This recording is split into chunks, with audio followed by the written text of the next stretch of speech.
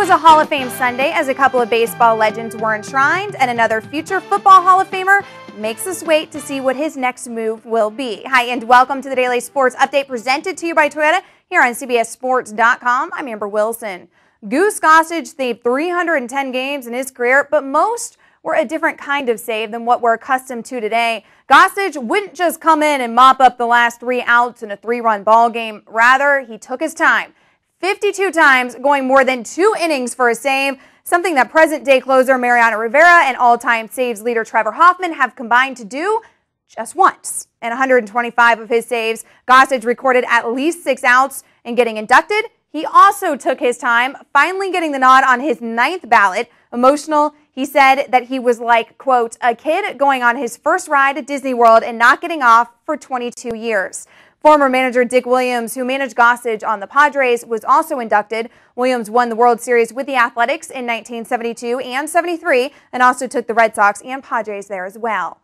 Brad Ziegler's got a long way to go to match any of Goose Gossage's accomplishments, but he did manage to break a 101-year-old record in the A's 6-5 win over Texas on Sunday. Ziegler kept the Rangers off the scoreboard for 2 innings to set the record for most scoreless innings pitched to begin a career at 27.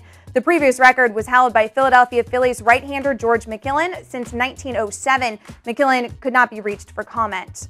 Johan Santana took the Mets bullpen out of the equation entirely in his complete Game 6 hitter versus the Cardinals. Santana went the distance for the first time as a Met. Tuesday versus the Phillies, Santana was lifted after 8 innings with a 3-run lead, and the bullpen blew the game. But not this time, as the Mets won to hold on to their 1-game lead in the East.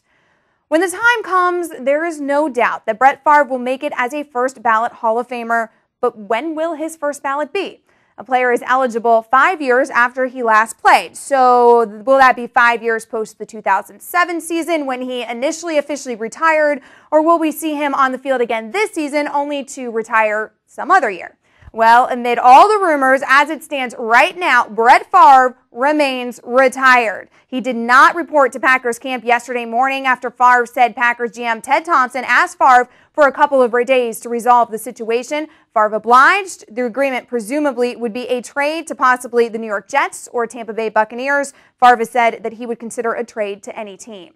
Devin Hester could one day be a Hall of Famer if he keeps up the pace he has set in his first 2 NFL seasons. Hester is only 2 touchdowns short of tying the all-time record for most kicker punt return touchdowns. He has 11 in 2 seasons. Brian Mitchell had 13 in 14 seasons. Sunday morning, a standoff between the Bears and Hester's agent ended, and Chicago extended Hester's contract for 4 years, worth a reported $40 million. The 2-time Pro Bowler contract before that owed him the league minimum. Nice little pay raise there. The Bears turned Hester into a wide receiver last year, and he got 20 passes, 2 for touchdowns.